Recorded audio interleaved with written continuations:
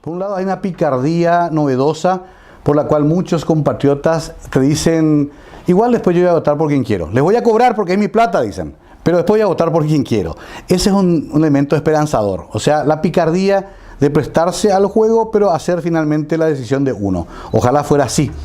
Por otro lado, evidentemente hay una intención de menoscabar, de socavar la autoestima de nuestra gente por medio de esas prácticas. A mí me ha tocado ver en los circuitos de pobreza que rodean Asunción, gente esperando en las esquinas para ser arreados a las seccionales a votar, como la vieja usanza, ¿no? Y es gente que sabemos que lo que va a hacer es pasar el día a día con esa pequeña paga y después volver a su rutina de miseria, ¿no? Es una lucha dura porque ahí se contrapone, por un lado, la dura realidad de no tener que comer ese día contra la conciencia cívica y política a la que aspiramos que tenga el pueblo paraguayo. Pero aún así yo veo con esperanza el proceso. En 2008 ya pasó algo diferente. Ya se comprobó que el monstruo no era invencible. De que dadas ciertas circunstancias coyunturales, históricas, se puede derrotar a ese superpoder. Bueno, ¿por qué no intentarlo de vuelta el 21 de abril? Quiere decir que el dinero no supone una frontera infranqueable a la política, a la ciudadanía y en especial al reto de saber qué decidir en abril 2013. Yo creo que ya no de la manera en que estamos acostumbrados a percibir ese fenómeno en Paraguay. Ya hay, por un lado, la picardía que te comentaba de nuestra gente que dice voy a agarrar pero voy a votar por quien quiero. Y por otro lado también hay evidentemente una enseñanza del valor de la dignidad que proviene de haber conquistado con ese voto del 2008 algunas metas, unos objetivos que muchos paraguayos y paraguayas consideraban imposibles. Desde no necesitar la recomendación de un presidente seccional o de comité para una receta médica hasta la posibilidad de acceder a un sueldo de la tercera edad o a una ayuda del tipo de Tecopona. Son pequeñas conquistas. Son pequeñísimas conquistas. Pero hoy sale en el periódico una opinión del presidente de facto diciendo que esas subvenciones hay que eliminarlas. Yo cuando leo eso siempre imagino que nuestra clase política tradicional, lo que llamamos la partidocracia, tiene un divorcio conceptual tan grande de la realidad que se permiten decir esas variedades más por ignorancia de la suerte común de la gente que hasta por perversidad. Porque en realidad eso es no entender profundamente que tenemos en el Paraguay 2 millones de pobres, de los cuales 1 millón esta noche no va a cenar. Tenemos una cobertura de agua potable que no alcanza ni la mitad de la población. Tenemos menos del 10% de desagüe cloacal. Entonces estamos hablando de pobres de pobreza extrema, de pobres de toda forma de asistencia y presencia del Estado. Pero el mismo presidente dice que con 1.400.000 guaraníes, una familia paraguaya puede vivir bien. Sí, y para más daba números, una familia con 4 hijos, o sea, hablamos de 6 personas sobreviviendo con 1.400.000 guaraníes. Eso generó una reacción interesante también, Rorro, porque ese tipo de divorcios de la realidad de nuestra clase política tradicional le demuestra mejor que cualquier campaña política a la gente lo alejados que están sus dirigentes, lo divorciados que están de lo que realmente pasa. Y eso es conveniente para nosotros que estamos comenzando a andar en el camino de la política, porque nos ahorra palabras. Ellos solos se descubren ante la población como personas que no comprenden la realidad social de su país. Eso es lo que nos ha llevado a ser uno de los 10 países más desiguales del mundo. Eso nos ha llevado a ser el segundo país más desigual de toda América Latina y el Caribe, prácticamente detrás de Haití. Eso nos ha llevado a esas cifras de concentración de la riqueza que tiene un pequeño sector de la población.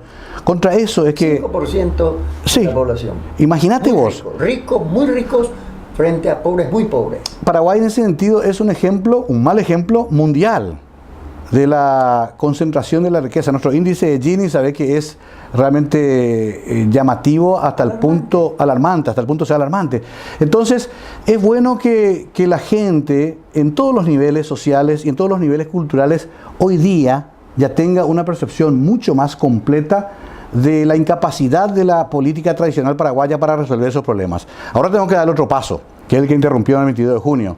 El paso de modificar esa política y ofrecer realmente un camino hacia el igualitarismo, hacia la equidad y la justicia social. Mario, Frente a esto que planteas, yo creo que para la audiencia de Ecocultura TV Comunitaria no es necesario coincidir con Mario para entender que hay que renovar profundamente la política en Paraguay. Y voy a hacer una pregunta, creo que la pregunta eje clave de esta entrevista. Oliverio Cromwell, que organizó la resistencia primero y liquidó a la monarquía inglesa en 1648-49, él dejó un pensamiento que a mí me encanta. Dice, llegamos más rápido cuando sabemos a dónde queremos llegar. La pregunta, ¿a dónde quiere llegar la visión de Avanza País en economía, en política, en lo social y en educación cultural? Bueno, primero una apreciación breve. Las dos estatuas que más me impresionaron en Londres fueron la de Cromwell frente al Parlamento, que él mismo disolvió, ¿no? Y la de Carlos Marx cerca del puente de Londres. ¿Era un dictador, Oliverio? Claro, pero está su estatua frente al Parlamento. Así que alguna trascendencia histórica seguro que tuvo en la historia de la humanidad. Pero aparte de ese comentario, nosotros estamos trabajando sobre un programa de protecciones sociales universales. Este es un concepto que ya se conoce en el mundo, que se ha venido desarrollando mucho en las políticas públicas de países como Brasil, Ecuador, Bolivia, la propia Venezuela. Una política de protecciones sociales universales con alta participación ciudadana y con contralor ciudadano. Este es un poco el objetivo macro. Si tenemos que profundizar, ahí vamos a tener en cuenta dos elementos fundamentales. El reconocimiento de los derechos de los ciudadanos como elemento clave. Me decía el otro día un querido músico, Mario, lo único que te pido es respeto a los derechos humanos y fomento a la cultura. Y parecía tan simple y sin embargo es tan profundo lo que me dijo este hombre en la noche de Año Nuevo cuando me llamó por teléfono. Si vos me garantizás eso, garantizás todo. Educación, trabajo, dignidad de la gente. Pero claro, para no quedarnos en lo retórico nomás, estamos terminando de diseñar un programa de gobierno donde esas protecciones sociales universales abarquen la salud desde el nacimiento hasta el fallecimiento de cada persona que nace en esta tierra, la educación pública de calidad, de tal manera de otorgar las mismas oportunidades a todas las personas más allá de su condición social. Y aquí entra algo interesante, Rorró, que vos conocés también bastante bien. La buena escuela pública, la buena educación pública sirve para todos, no solamente para, como siempre se trata de llevar para los sectores más carenciados.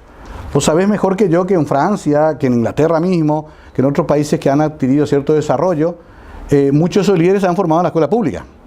Casi todos. Casi todos. Alemania, las universidades son públicas. Son públicas, por eso. Entonces, rompamos también ese paradigma falso de que para que la educación sea buena tiene que ser privatizada.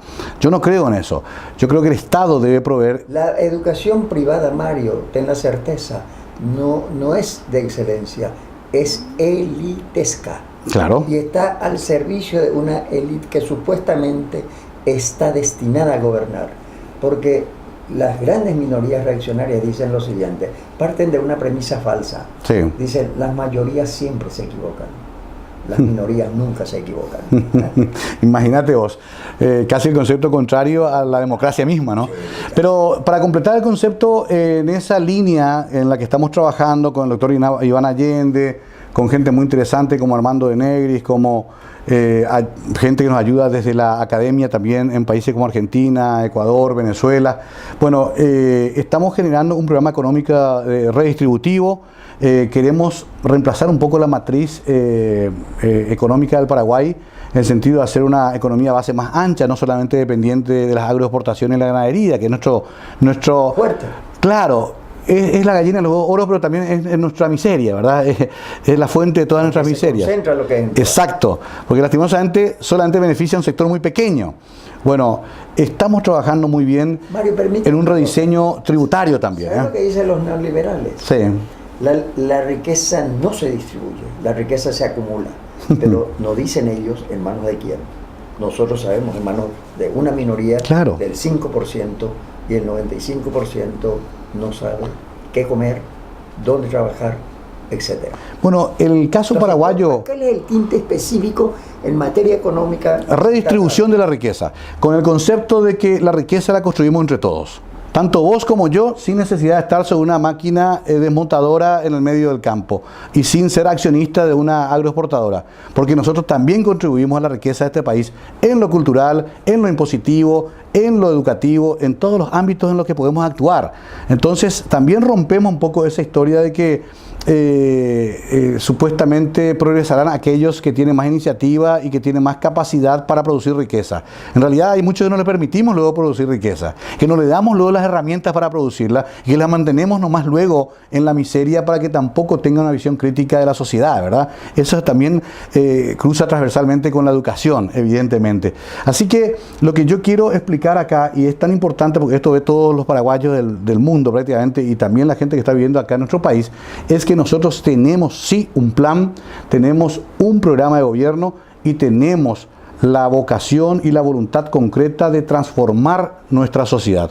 No solamente de venir a apaciguar los ánimos, no otra vez para el Poncio Yurú, ese experimento fracasó, es para directamente transformar la sociedad a partir de su cambio estructural en economía, en educación y en producción.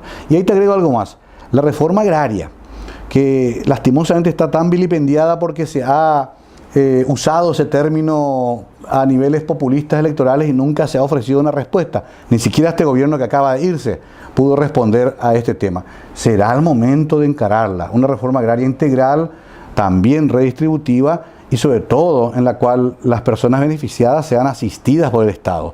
He estado en el asentamiento Guayaquil Misiones. 30 años luchó esa gente para tener unas parcelas de terreno. Hoy están ahí esperando que caiga una lluvia o que crezca un pedazo de mandioca. No tienen una herramienta proveída por el Estado. Así no se puede. 30 años. 30 años lucharon. Las tierras pertenecían a un señor Pino, las recuperaron con lucha, con muertos, con cierres de ruta, y ahora están ahí a la de Dios que es grande, esperando que ocurra el milagro. Ahí tiene que estar el Estado, Rorró.